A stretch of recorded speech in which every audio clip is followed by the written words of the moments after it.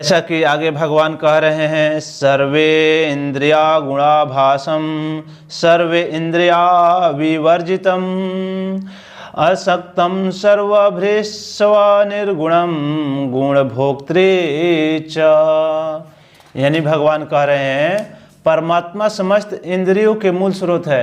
यानी जो भगवान है वह आपके समस्त इंद्रियों के जो है वह मूल स्रोत है, फिर भी वे इंद्रियों से रहित है। लेकिन आपके मूल स्रोत है, लेकिन आपके जैसा मनुष्य के जैसा इंद्रिय विषय में भगवान लिप्त नहीं रह सकते हैं। जो मनुष्य अपने इंद्रिय विषयों के चक्कर में पड़े रहते हैं, भोग के चक्कर में पड़े रहते हैं, लेकिन सभी के नियंत्रता भगवान है, तब पर भी वह इसके माया में नहीं फंस सकते। जो कि माया के सृष्टि करता है उस माया में कैसे फंस सकता है?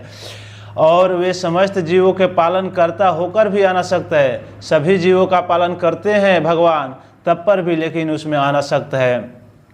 वे प्रकृति के गुणों से परे हैं, फिर भी वे भौतिक प्रकृति के समस्त गुणों के स्वामी हैं। भले ही वह प्रकृति के गुणों से परे हैं, लेकिन सबके स्वामी वही है। यदि परमेश्वर समस्त जीवों की समस्त इंद्रियों के स्रोत है, भगवान जो है समस्त इंद्रियों के स्रोत है, फिर भी वह जीव की तरह उनके भौतिक इंद्रियां नहीं होती है। लेकिन भगवान के पास भले ही उसका श्रेष्ठ करता और पालन करता है, लेकिन फिर भी वह इसके माया में नहीं फंस पाए। वास्तव में जीव के आध्यात्मिक इंद्रियां होती है, लेकिन बद्ध जीवन में वह भौतिक तत्वों से आच्छादित रहती है। अतएव इंद्रिय कार्यों का प्रकाट्य पदार्थ द्वारा होता है। हमारे अंदर जो भी होता है इंद्रिय विषय का, वह प्रकाट्य पदार्थ के द्वारा होता है। परमेश्वर की इंद्रिय इस तरह अनाच्छादित नहीं रहती हैं और भगवान की इंद्रिय इस तरह से आच्छादित नहीं होती है। उनकी इंद्रिय दिव्य होती है, अतएव निर्गुण कहलाती है। गुण का अर्थ होता है यानी भौतिक गुण, जो भौतिक गुण होता है, लेकिन इनकी इंद्रिय भौतिक आवरण से रहित होती है। यह समझ लेना चाहिए कि उनकी इंद्रिय हमारी इंद्रिय जैसी नहीं है। तो अगर ये आप सोचेंगे कि हमारी इंद्रिय और भगवान की इंद्रिय एक जैसी है, यह तो कतई गलत बात है। आपको ऐसा नहीं सोचना चाहिए।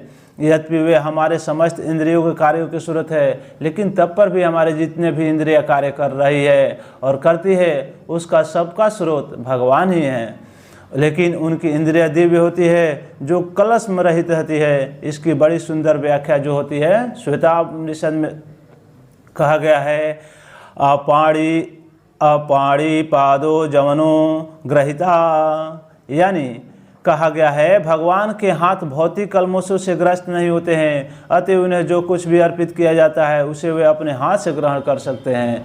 और जो भी आप भगवान को अर्पित करेंगे वह भगवान उसको स्वयं ग्रहण कर लेंगे।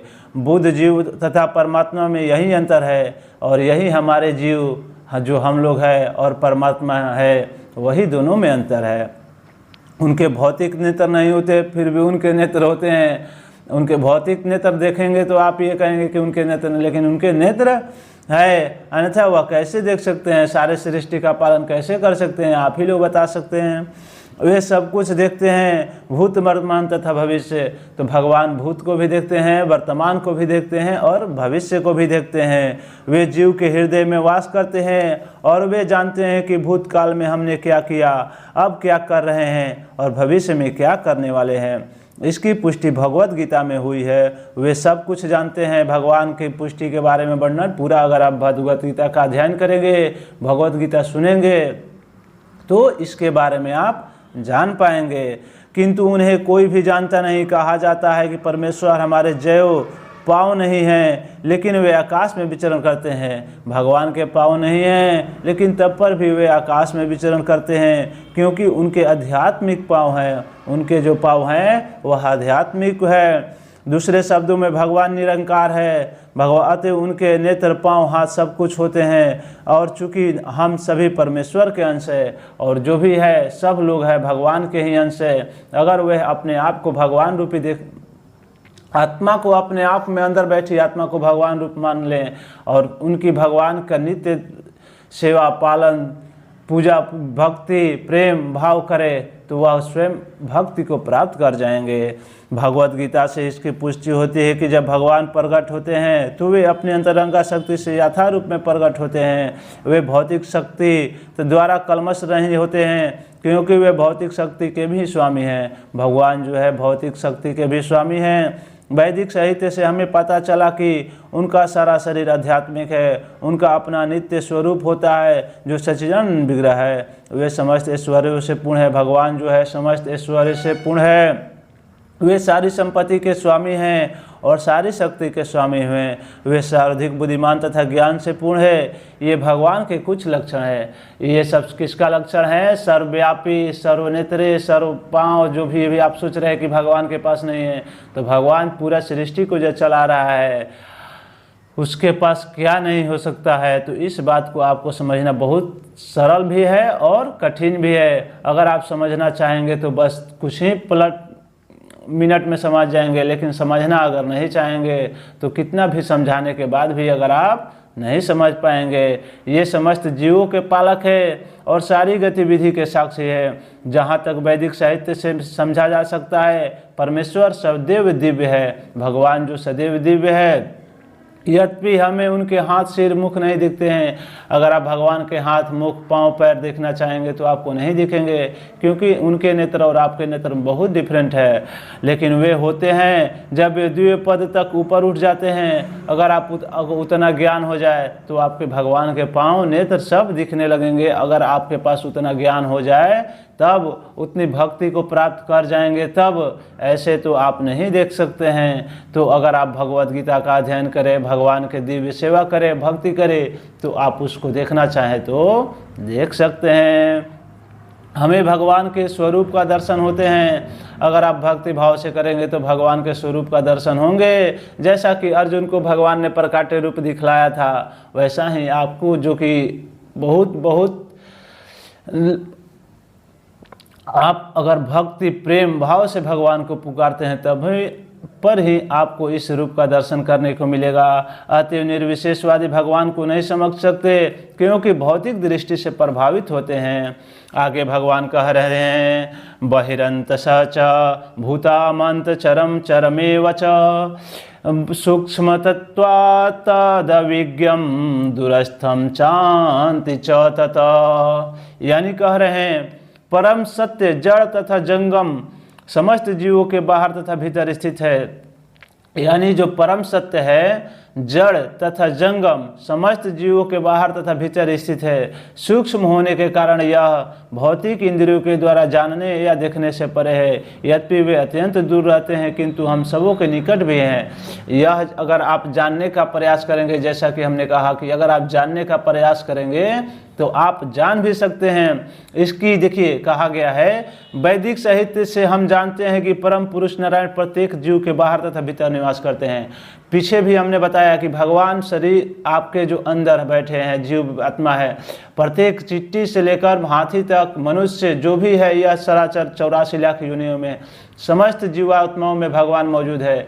भीतर देखे तब और बाहर देखे तब, और वे भौतिक तथा आध्यात्मिक दोनों ही जगतों में विद्यमान हैं। भौतिक जगत हो तब और आध्यात्मिक जगत हो तब, वह दोनों में विद्यमान है। यद्यपि वे बहुत दूर है, फिर भी वे हमारे निकट रहते हैं। ये वैदिक साहित्य का वचन है। और ये सब सारा ऐसे बात नहीं कहा जा रहा है। सभी गीता हो तब महाभारत, अगर वेद शास्त्र का अध्ययन करिए, यह वैदिक साहित्य से कहा जा रहा है।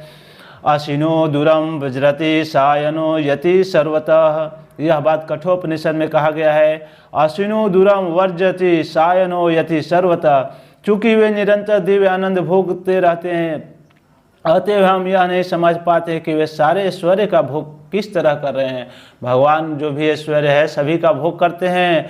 हम इन इंद्रियों से न तो उन्हें देख पाते हैं और न समझ पाते हैं। जो आपके इंद्रिय हैं, नेत्र, कान, मुख, जो भी आपके पास इंद्रिय है, नहीं तो आप इससे समझ पाते हैं भगवान को और नहीं आप देख पाते हैं। अतएव वैदिक भाषा में कहा गया है कि उन्हें समझने से हमारा भौतिक मन इंद्रिय असमर्थ है, किंतु लेकिन भले ही हम लोग देखने में असमर्थ है, लेकिन प्रेम भक्ति भाव ऐसा चीज़ है कि आप उससे भगवान का दर्शन कर सकते हैं। किंतु जिसने भक्ति में कृष्ण भावनामृत का अभ्यास करते हुए, यानी जो कृष्ण भावनामृत भगवान का अभ्यास करते हुए अपने मन तथा इंद्रियों को शुद्ध कर लिया और अपने मन तथा इंद्रिय जो है आपका भगवान के प्रति लीन हो जाए तो आप निरंतर भगवान को देख सकते हैं। यह बात ब्रह्म संहिता में कहा गया है कि परमेश्वर के लिए जिस भक्त ने प्रेम उपज चुका है वह निरंतर उनका दर्शन कर सकते हैं। मीराबाई को देखा जाए तब, चैतन्य को देखा जाए तब, प्रहलाद जी को देखा जाए तब, यानी जो भी है भगवान के दर्शन से चूके नहीं है। जो भगवान के भक्त होते हैं, भगवान कभी भी अपने भक्त को कष्ट में नहीं देख सकते हैं। अपने बात झूठी करने के लिए भगवान अपने भक्त के बात को सत्य करते हैं।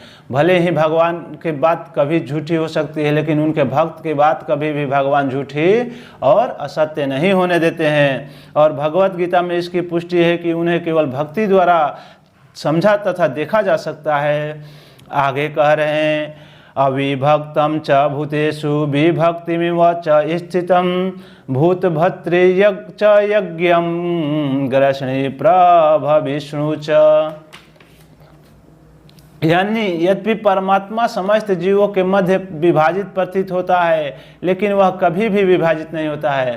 परमात्मा भले ही आपको समस्त जीवों के मध्य विभाजित प्रतीत होता है, लेकिन वह विभाजित नहीं होता है। भगवान जो है, परमात्मा जो है, मात्र एक रूप में स्थित है और यद्यपि वह प्रत्येक जीव का पालन करता है। भगवान जो है प्रत्येक जीव का पालन करते हैं, रक्षा करते हैं और देखते हैं। वह एक रूप में स्थित होते हैं यदि प्रत्येक जीव का पालन करता है, लेकिन यह समझना चाहिए कि वह सबों के संहार करता है और सबों के जन्मदाता है। भगवान जो है सबों को संहार करता है और सबों के जो भी है जन्म करता है और पालन करता है। भगवान इस सृष्टि को किस प्रकार से चला रहे हैं, कैसे चला रहे हैं, यह आपके अंदर, अगर आप भगवान की भक्ति प्रेम करते हैं तो आप इस बात को समझ जाएं कि भगवान क्या है, भगवान कौन है, भगवान कैसे है, भगवान कहाँ है। जय श्रीमन नारायण। राधे राधे।